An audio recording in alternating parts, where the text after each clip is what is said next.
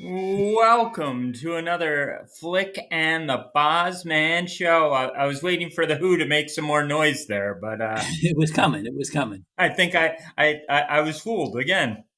Oh no. What's up by you, and how is Thanksgiving, Mr. Dave?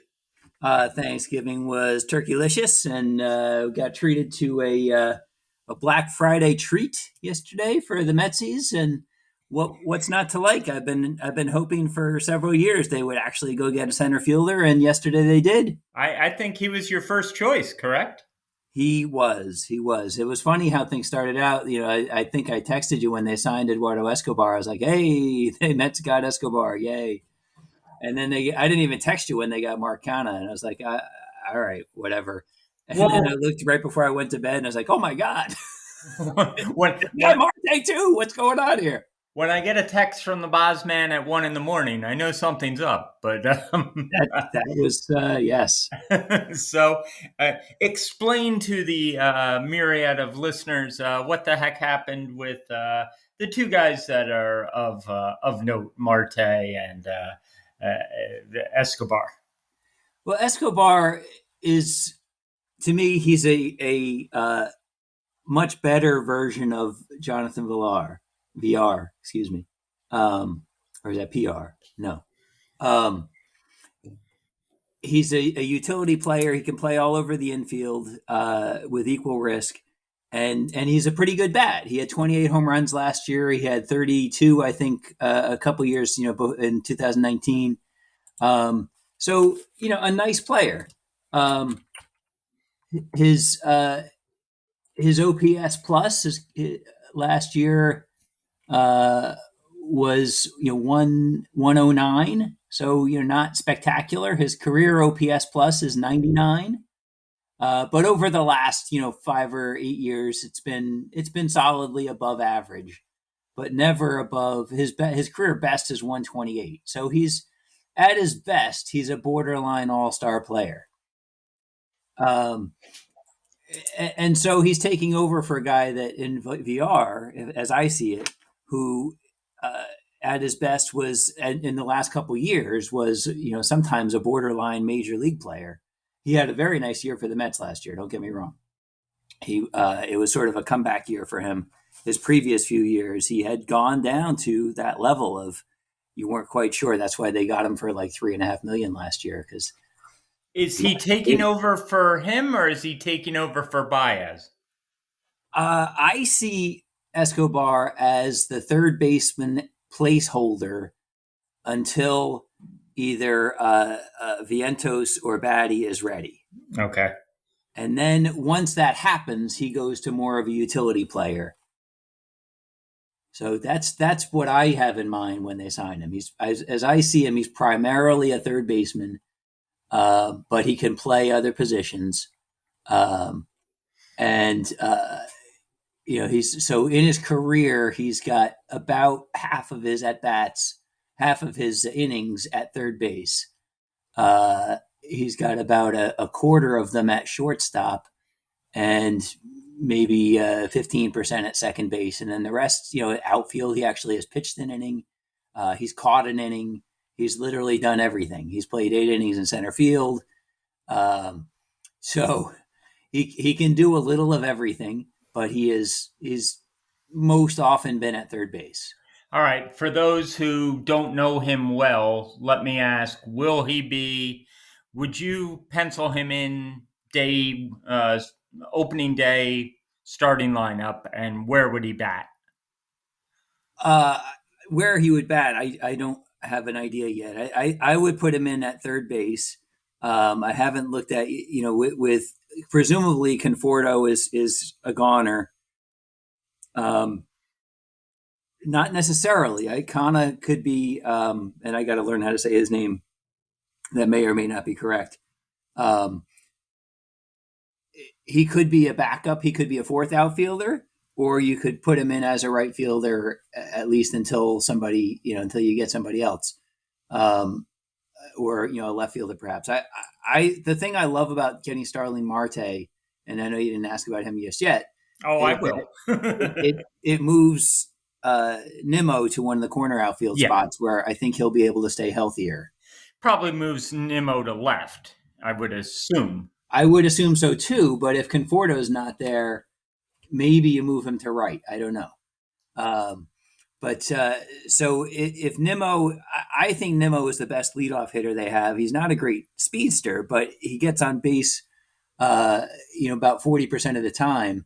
In fact, I think since he's come into the league, I saw he's sixth in the majors with enough at bats to qualify in OBP. Sixth. Why not That's go Marte then Nimmo? Nimmo doesn't make contact enough for you? uh, no, Nimmo makes contact. Marte's OBP is 346 in his career.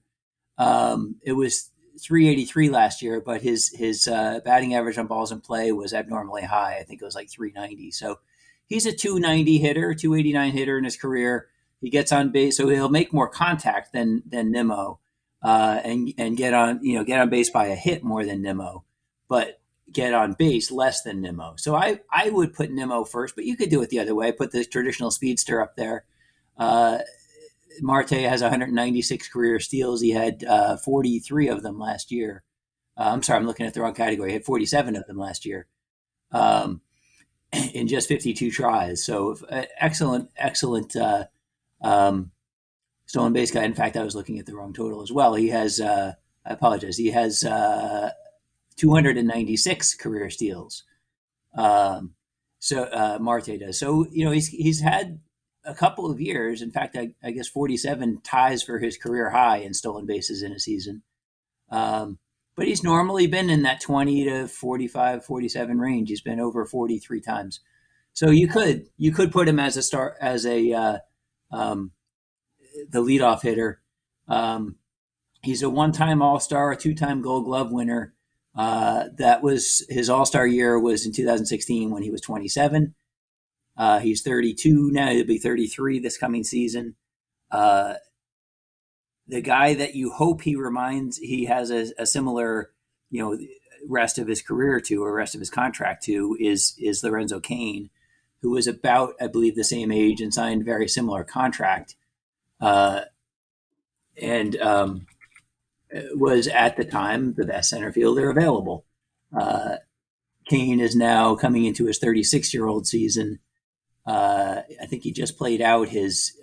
So Cain might have been a year younger when he signed the 4-year deal with the Brewers. No, I'm sorry, it was a 5-year, $80 million deal with the Brewers. So he's still signed through this year. So 4 years, $78 million for Marte. Cain was 5 years and at $80 million. So a little bit more per year, but a slightly less. You get one fewer year. So I think they had to do it. The Yeah. next best center fielder was Michael A. Taylor, who is a borderline major leaguer. Very good defensive center fielder, but rarely gets on base. So I think this was the move they had to make to shore up really two spots in their outfield. Yeah, it didn't seem like a ridiculous contract to me, and I maybe because you had convinced me on him a few different times. I think it's a good, solid move. Helps your lineup, extends your lineup, and certainly helps your fielding. Yes. Yeah, he's not a great center fielder. He's a good center fielder, and he hopefully can stay healthy. He has uh, been in the 120. He played 120 games last year. Uh, he played was it six? Well, he played 61, and he played as many games. Actually, he played one more game than was on the schedule in 2020. 132, 145. So he's not been in the lineup other than 2020. He's not been in the lineup every day. Um, so hopefully he can stay healthy, at least healthy enough. They probably do need another outfielder still. I don't know what they're going to, if that's a starting right fielder and Kana becomes, your utility player, utility outfielder. But the nice thing is here, it does make up for, and I know we got to talk football here for a bit, but it does make up for the disaster of a start to the offseason they had when they lost Thor, and then they lost Loop, and then they lost out on Mats, and the kicker for Mats was the owner Steve Cohen whining in the press about how the Mats' agent was unprofessional. I mean, shut up and sign the guy. If you want him, sign him. Don't complain about it because he didn't come back to you and give you one more chance to meet the offer. Make your best offer if that's the guy you wanted.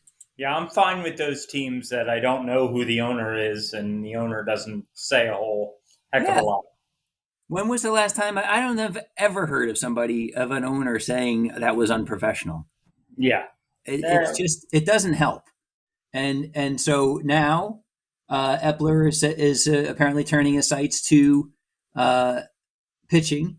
And the interesting thing is they're talking about uh, some big name pitchers, including they're still talking about possibly trying to make a real offer to Scherzer, which would be almost unfathomable. I don't know. Listen, I mean, if he's willing to pay the luxury tax, and he's probably already in luxury tax area, I don't have any problem with him just paying whatever. It's probably a 3-year, $120 million contract for Scherzer. You do worry about how he ended the season, a little dead arm or whatever that is, um, and having him and Degrom as your 1-2 on paper would be amazing. Uh, but there's at least a decent chance that one or both of them could miss significant time from how they both ended the season last year. Obviously, Degrom missed the last 3 months, and Scherzer missed the last couple of starts. But that would be interesting. I would actually, almost prefer it if they went for the volume over the quality, the quantity. Go get not necessarily, bargain basement shopping, but a John Gray and a Kevin Gausman you'd probably pay the two of them what you'd pay Scherzer, and and most likely end up with more wins above replacement between the two of them. Well, we will certainly be talking more Mets on Flick and the Bosman in the spring, but it was just exciting to see them do something and something competent. Yes, yes, It's it hard. was. It's So hard to as a say. manager, It's hard to say that move wasn't competent. that was awesome. It was awesome. I totally support it. Could not ask for more. Well, I'm going to let you decide if you want to turn to trivia or if you want to turn to beat the Boz. Gotta start with beat the Boz. Trivia is always. How'd it go and beat the Boz last week? I think I got two right. Which I guess it was a tough week because not many people beat you. A number tied you, Yeah. but Tim, who has beaten you before, was able to get 4 right, Wow. and Nicely done. he was the champ. He's not with us today, but he has submitted his selections, and he will. He says he'll beat you again and be on next week. That seemed a It may little not rude, require but a second win. That's it. yeah, yeah. But we got to give him the mention that he defeated you easily. I didn't have to say that part. And he's made his picks. But are you ready to bounce back? I am ready. Now, none of the games are the Thanksgiving games because they've already taken place. But did you enjoy those games? Uh, I, I didn't watch a ton of them. I actually, strangely, just for the timing of it, I watched most of the Lions game, and it's. I had this feeling, having never watched a Lions game, uh, that they had been unlucky, and they had all these bad breaks that helped them lose games, like the 66-yard field goal. Dan Campbell doesn't know what the hell he's doing. You got that out of the bit you watched. I The did. back to back timeouts you weren't impressed with. Not too impressed with the dead ball penalties. Not calling timeout before the 2-minute warning. Not call. What the hell? I thought the strategy of making Chicago move closer for the kick was what he was going for there. Ah, yes, that you rarely see that. The tough Rarely see angle it. that puts more pressure on the kicker. Yes, you gotta really get under it. You may shank it. Yeah, exactly. I don't know. I don't All know. right. Well, here are the games you have to make picks in. All Are right, you ready? Ready as I will ever be. Your first game is taking place in the beautiful city of Indianapolis, and that would be Tampa Bay at Indy. Tampa Bay at Indy. Uh, I am going to do, uh, I think, a bit of a surprise here. I'm going to go with the home team. I'm going to go with the Colts. They are winners of three straight. Bucks did beat the Giants last week. As I think Brady suggested in his post game interview, he was a little upset that they didn't play better. He was using it as a tune up. My team is now a tune up team, uh, and they didn't tune up Congratulations very well. compared to my team. Yeah, I don't know. We're 2 levels below tune-up. We're the one double A team you schedule before your regular season starts in college, right? Uh, if you're Clemson or Alabama or somebody like that. You just got to watch out you don't lose to those teams like Michigan did to was it App State a few years ago. Uh, I'm going to go with the Colts. Interesting stat of the day. Only Carson Wentz has 6 games with this season with 2 or more passing touchdowns and no interceptions. Only Aaron Rodgers and Kirk Cousins have more of those types of games with 7 each. So he's been playing pretty well for them, Wentz, and of course Jonathan Taylor has been, uh, a borderline MVP candidate. If a running back can win Yeah, MVP without getting for 2,000 yards rushing, that is, I mean, 2,000 yards from scrimmage isn't that tough, and he may well get there. Um, I'm gonna go. I'm gonna go with the Colts in a bit of a. It would probably be a bit of a shock, but yeah, that's my first pick. you've surprised yourself with this pick. I may have. I may have talked myself into something that is totally irrational, but that's what I'm going with. Well, you did not agree with Tim on that one. I'll give the listeners that much information. All right. The second game involves that one double A team you mentioned, and that is the Eagles at your Giants. Oh boy. Uh, I want to pick the Giants. I'm not going to. I want to pick the Giants just for getting Jason Garrett out. They had to do something. Uh, Daniel Jones has been. I keep going back and forth. I honestly still don't know whether or not he's a good quarterback.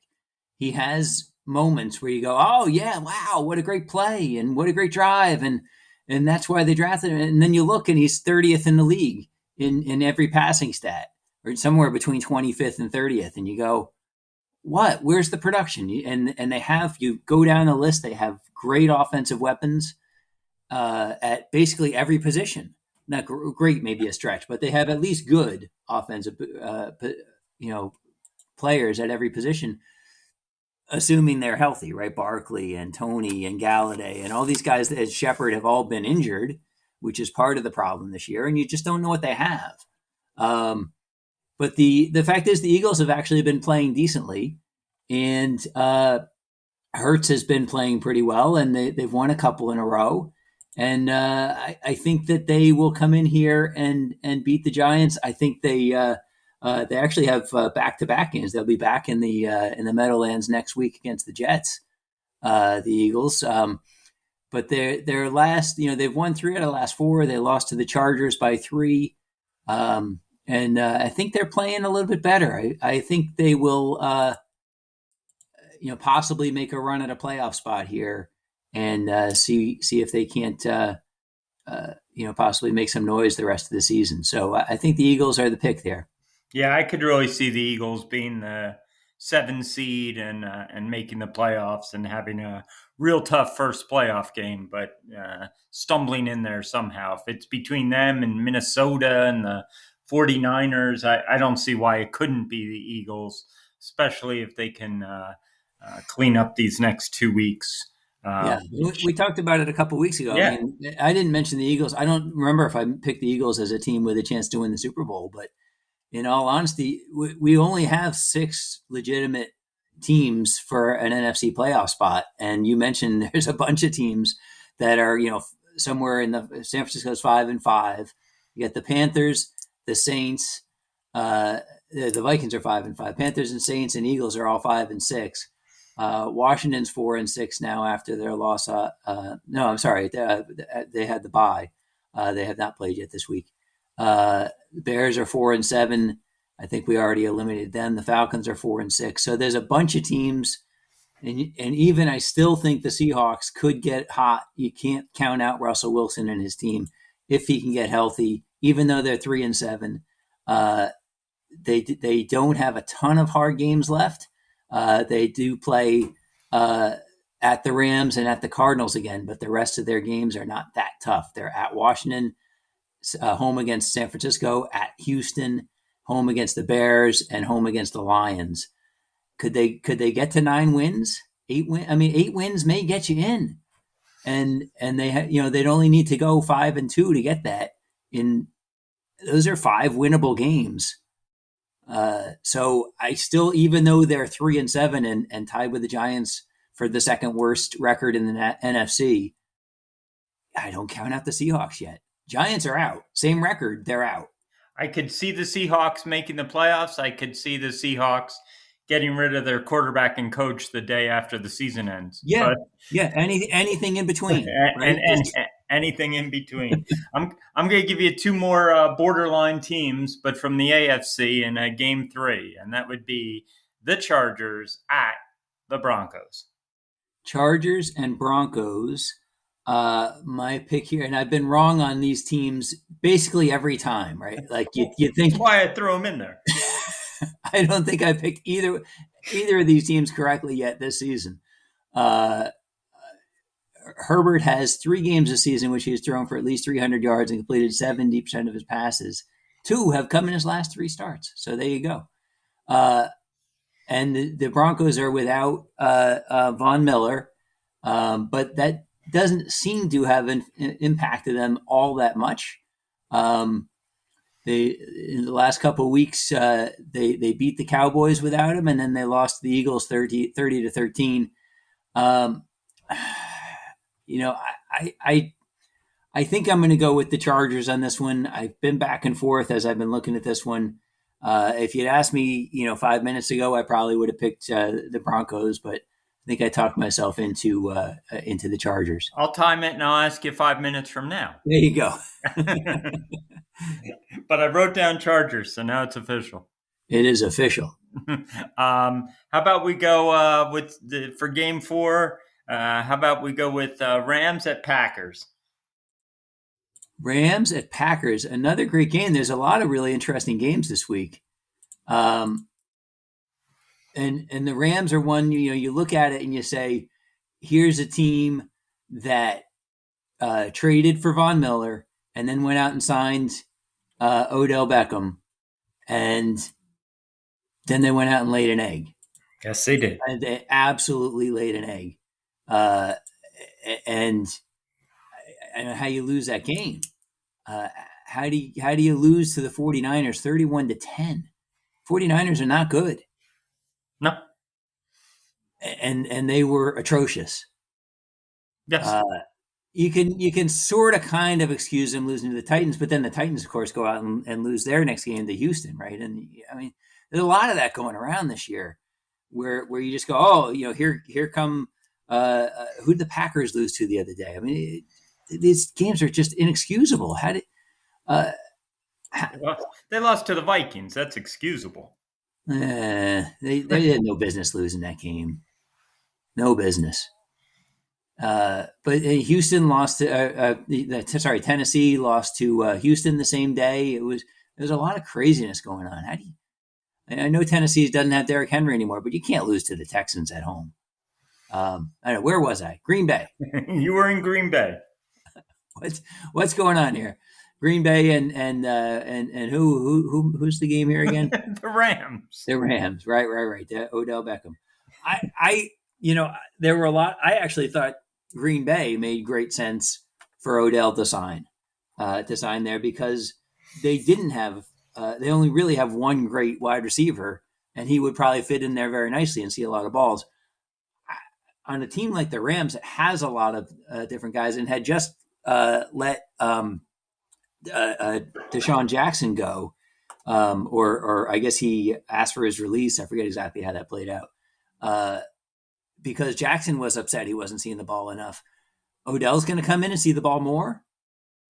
I don't see it. I don't see it. I think he ends up being a distraction for the Rams, and I don't know if it plays out this week, but I'll take the Packers at home against the Rams. Going with the Packers. Going with the Packers. And so far, you picked 4 of the 5 games. If you, in our listening audience, want to beat the boss, it doesn't seem like it's that difficult to do this week, as he Hey, seems fairly confused. But you can email your picks to flickboz@gmail.com, or you can put your picks, if you're listening on YouTube, you can just type your picks here. Or if you're on the Twitter, we're at flickboz on Twitter. I guess that's all you need to say for Twitter. I'm not much of a tweeter, but okay. We're down to game 5. Are you ready for game 5? I am, but what's this Twitter thing? Yeah, exactly. You can TikTok your picks, and I Take, don't know what take what? that is. How about Browns at Ravens? Browns and the Ravens. Oh boy, this is the Sunday night game. Uh, I think the Browns have been taking a little bit of heat, particularly Baker Mayfield, possibly for all the commercials he's been doing. But I think for some of them are funny though. Yeah, I don't know. um, to me, I think it's a little bit unfair because he is playing with an injured shoulder. Right, it's not his throwing shoulder. Well, he's not a trained actor. He should. Oh, you're back on the game. Sorry, back on the game. The criticism of the shoulder probably isn't affecting the commercials that much. Browns have allowed 4 quarterbacks to throw 3+ touchdowns. Justin Herbert, Patrick Mahomes, Kyler Murray, and Mac Jones. Lamar Jackson, could he be number 5? He could be. He's accounted for at least 3 touchdowns in his last 4 meetings with Cleveland. So I think I'm going to have to go with Baltimore at home. I'd love for the Browns to finally, figure out a way to make a run and get healthy and get into the playoffs. It's going to be a little bit harder, as we talked about the other week in the AFC. There's more teams with winning records, so finishing 9-8 may not be enough in the AFC.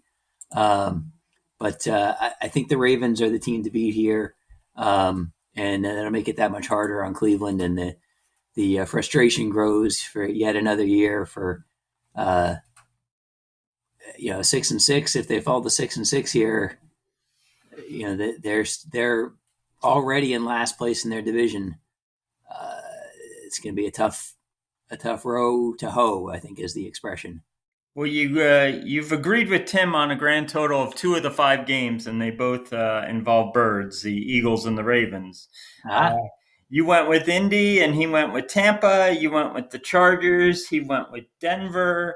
You went with the Packers, and he went with the Rams. So okay. So let's call the whole thing. Oh no, that's not how that goes. Yes.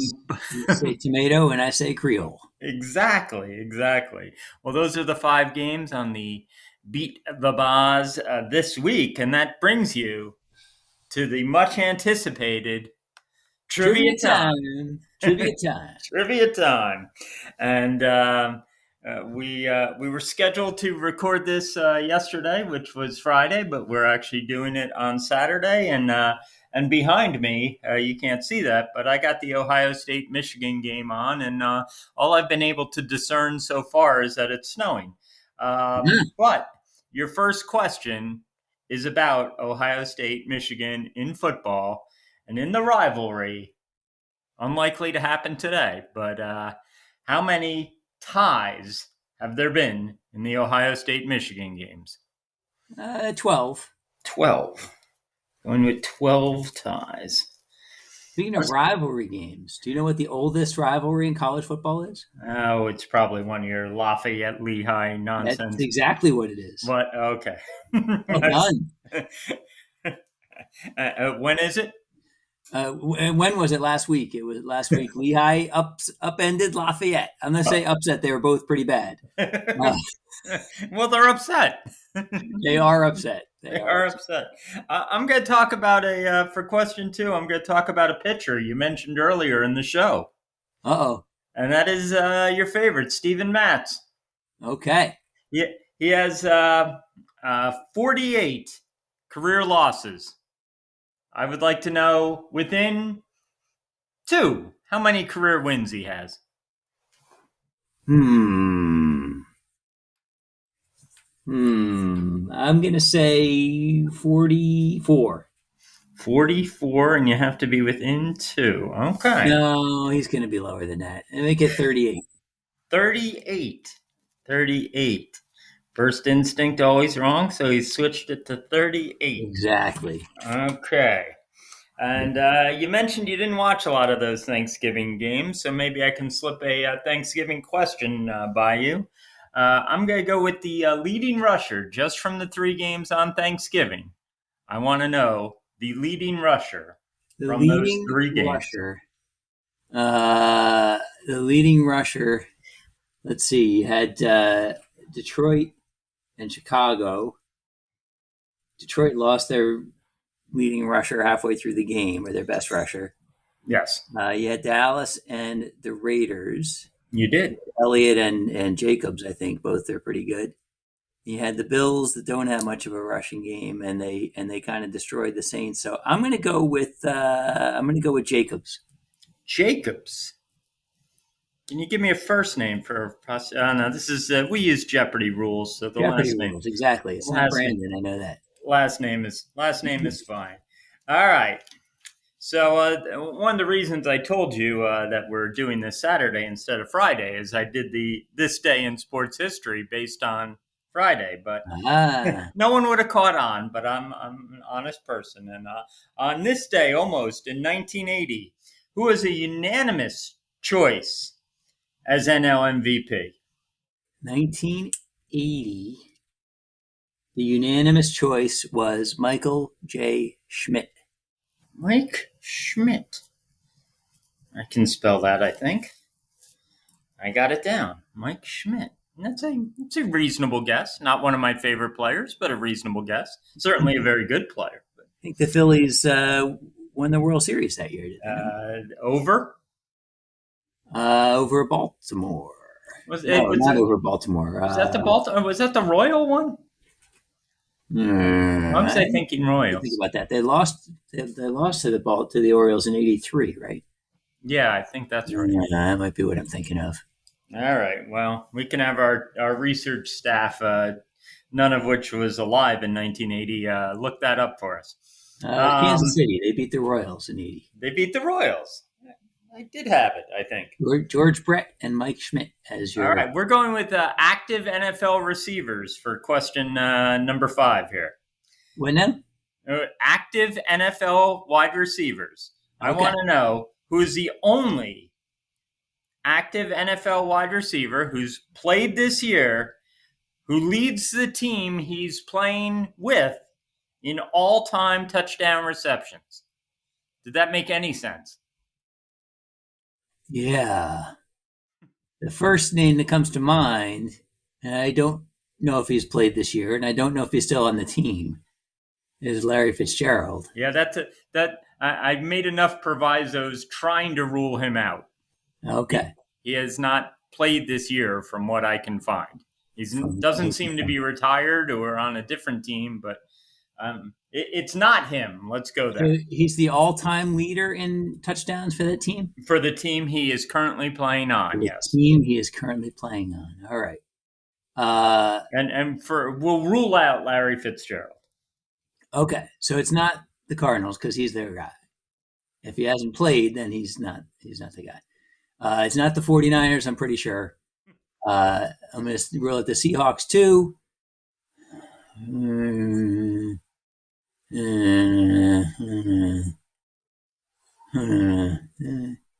The Bears, no. Lions, no.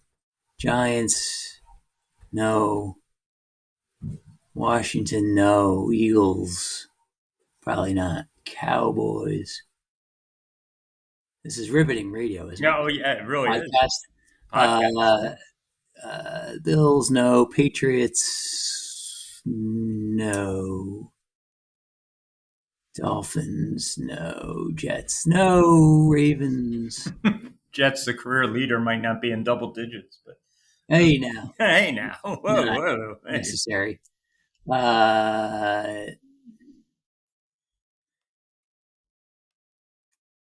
Active leader, the all-time leader. I think I've ruled out every team. That would be good. Uh, The Jets' all-time receiving touchdown leader is, of course, Don Maynard, who was yeah, done with them in 1972. So yeah, he had a good career though. He had like 100 touchdowns or something. he had 88 receiving with the Jets, Yeah, that's pretty darn good. more than doubling the guy in second. More than doubling the guy. Yeah, that's It should be right, Wayne right, right. Corbett with 41. Green Crabbit, undrafted free agent from. You're stalling, Hofstra. Yeah, I am stalling. Gene stalling, to be honest with you. Alabama coach. Yes, not a good one. No. Uh, Bengals.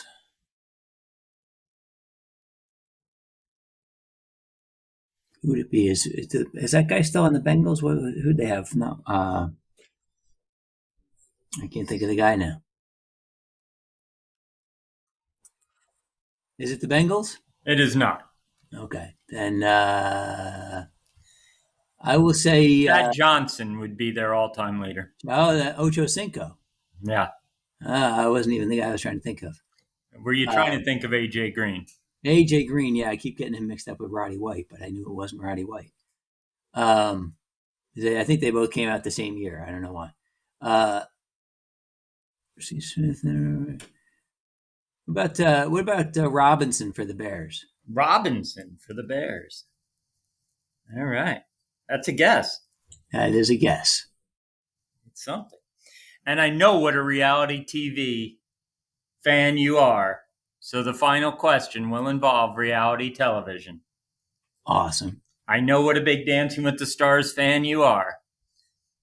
And this former Nick, Nat, King, Rocket, and even a championship winner with the Cavaliers won Dancing with the Stars this last week. Bit of an upset. At least at my house, it made people upset. Who is this former NBA player? I wouldn't even go as far as to say star, but Nick Net. What's all the teams? Nick, Net, King, Rocket, and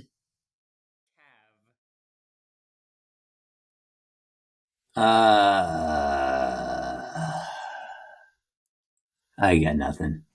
you gotta have somebody. I got nothing.